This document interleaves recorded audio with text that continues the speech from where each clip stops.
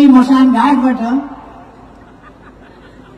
सड्न बाँकी रहेको नलीहाड समातेर निकालेर त्यसलाई फु फु गर्दै यसैलाई बौताउँछौं, यसैलाई बिउजाउँछौं, यसैलाई ल्याएर पुनर्स्थापित गर्छौं, फेरि देशलाई अन्धकार युगमा फर्काउँछौं भनेर फेरि लगाइराखेका छन्।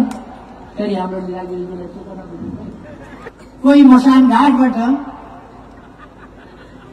सड्न बाँकी रहेको नलीहाड समातेर निकालेर त्यसलाई फु फु गर्दै यसैलाई बौताउँछौं, यसैलाई बिउजाउँछौं, यसैलाई ल्याएर पुनर्स्थापित गर्छौं, फेरि देशलाई अन्धकार युगमा फर्काउँछौं भनेर फेरि लगाइराखेका छन्। फेरि हाम्रो लिलागिरीले चेतना बुझ्नु। यता फर्किनु पर्यो भने यता जानु पर्यो, यता फर्किनु। ठिक छ, जे होस्, हामीले कृषिको आधुनिकीकरण गर्नका लागि सुपर जोन, ब्लक र पकेट एरिया भनेर विभिन्न उत्पादनलाई ठूलो मात्रामा लैजाउँ भनेर कृषि क्षेत्रमा क्रान्ति ल्याउन खोज्यौं र आगामी बजेटमा, अघि नै अर्थमन्त्रीजीले भनिसक्नु भएको छ, आगामी बजेटमा हामी 1 वर्षको अवधि देशको विकासका लागि ठूलो अवधि होइन, तर हामीले त्यसलाई ठूलो अवधि चाहिँ ठूलो परिवर्तनका कदमहरू साथ अगाडि बढाउँदैछौं। नयाँ योजनाहरूका साथ, जसरी पहिले हामीले ल्याएका थियौं त्यसै गरी नयाँ योजनाका साथ लिएर जाँदैछौं। नयाँ तरिकाका साथ देश विकासका कुराहरूलाई अगाडि बढाउँदैछौं। हाततिरेका छन्। एकातिर एमाले मिशन 84 भनेका छन्, अर्कातिर विकास बनाउनका नयाँ तरिकाहरू, नयाँ योजनाहरू, नयाँ नीति, नयाँ कार्यक्रमहरूका साथ एमालेको नेतृत्वमा सरकार अगाडि बढिरहेको छ। एकातिर विकासको यस्तो लहर चल्ने,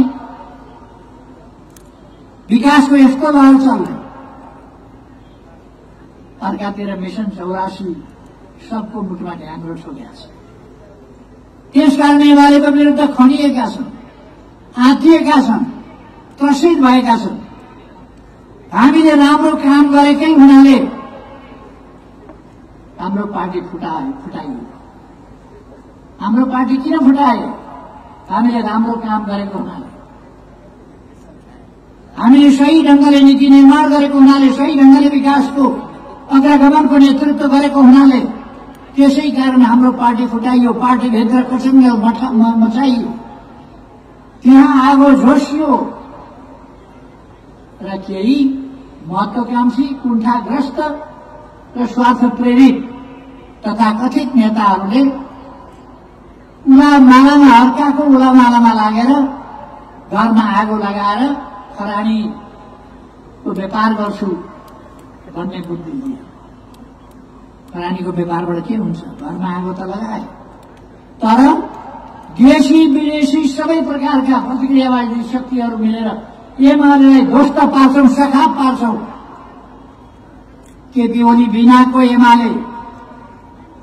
त्यसो भए 10-15 वर्ष पर्खिनुहोस् न त, के बुझ्यो? केपी ओली बिनाको एमाले भेटिहालिन्छ नि। केपी ओली सधैँ बाँच्ने होइन क्या? 10-15 वर्ष पर्खिनुहोस् न, धैर्यता छ। केपी ओली बिनाको एमाले उनीहरूलाई तत्काल चाहियो। एमाले बिनाको नेपाल अरे तिम्रा नातिका पालामा पनि आश नगरे हुन्छ। झन् बलिया पाखुरा, बलियो मोर्चा लिएर नेकपा एमाले सिद्ध्याउन खोजेका हुन्। एमाले सिद्धियो त? सबै एकातिर एमाले एक्लै, तराजु त बराबर भयो। सबै एकातिरको पल्लामा चढ्दाखेरि एकातिर एमाले यसो खुट्टो मात्रै एउटा पल्लामा राख्दाखेरि बराबर भयो त। एमाले सिद्ध्याउने कल्पना गर्ने। अहिले फेरि एमाले अलिकति चुप लाग्यो जस्तो लागेछ कि क्या हो? कोही मसान घाटबाट सड्न बाँकी रहेको नलीहाड समातेर निकालेर त्यसलाई फु फु गर्दै यसैलाई बौताउँछौं, यसैलाई बिउजाउँछौं, यसैलाई ल्याएर पुनर्स्थापित गर्छौं, फेरि देशलाई अन्धकार युगमा फर्काउँछौं भनेर फेरि लगाइराखेका छन्। फेरि हाम्रो लिलागिरीले चेतना बुझ्नु। खैर, फेरि लगाइराखेका छन्,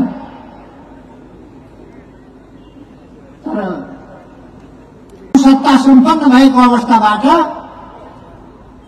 आफूलाई फेरि रैटी बनाउन जनता तयार हुँदैन। जन्मिँदै कोही श्रेष्ठ भएर जन्मिन्छ अथवा फेरि थरको कुरा होइन श्रेष्ठ भनेको। श्रेष्ठका सन्तान त श्रेष्ठै भएर जन्मिन्छन् नि, तर थरको कुरा गरे होइन मैले। जन्मसिद्ध श्रेष्ठताको सिद्धान्त एउटा उत्कृष्टताको उच्चताको सिद्धान्त त्यो एउटा पाखण्डी कुरा हो। कोही पनि जन्मिँदै उस्तै जन्मिएको हुन्छ, उस्तै हैसियतमा जन्मिएको हुन्छ। कोही पनि महान जन्मिएको हुँदैन जन्मिएपछि नै। अस्तिको दिन मात्रै म पाणिनी गाउँपालिकामा गएको थिएँ र मैले पाणिनीको त्यहाँ कथा सुनाएको थिएँ। पढ्न पाणिनी सानामा बद्दु, धेरै पढ्न नसक्ने, साथीहरूले पनि जिस्क्याउने। एक दिन गुरुले पढ्नै नजान्ने नसक्ने भएको हुनाले पाणिनीलाई बोलाए, अब तिमी स्कुल छोड, तिमी पढ्न सक्दैनौ, तिमीलाई पढाएर दुःख गर्नु बेकार छ भने। अनि नजिकै बोलाएर हात समातेर हेरे, पाणिनीको हातमा विद्या भन्ने कुराको चक्रै रहेनछ, त्यो विद्या भन्ने कुराको रेखै रहेनछ। विद्याको रेखा छैन तिम्रो हातमा, त्यसलाई तिमीलाई पढाउनु बेकार छ, तिमी घर गएर गोठालो सोटालो गर, के गर्छौ गर, तर पढाइ तिमीबाट हुँदैन भने। पाणिनीले सोधे, कहाँनिर हुन्छ गुरु त्यो विद्याको रेखा कहाँनिर हुन्छ, ज्ञानको रेखा कहाँनिर हुन्छ, पढाइको रेखा कहाँनिर हुन्छ, कहाँबाट सुरु भएर कहाँसम्म जान्छ? गुरुले बताए, यस्तो हुन्छ रेखा। बीज हत्केलाको तल्लो भागबाट बीजबाट सुरु भएर सिधा माथितिर गएको हुन्छ। अनि पाणिनी गएर बच्चा उनी घरमा गएर चक्कुले स्वाट हात सर्र चिरेर रेखा बनाए। गुरुले जहाँ भनेको थियो त्यहाँ रेखा बनाए, सर्र चिरेर रगत चुहाउँदै आएर गुरुलाई देखाए, गुरु रेखा बन्यो, अब म पढ्न पाउँछु। गुरुको आँखामा आँसु आयो। उनले हकमाल गरेर भने, तिमीलाई पढ्नबाट कसैले रोक्न सक्ने छैन।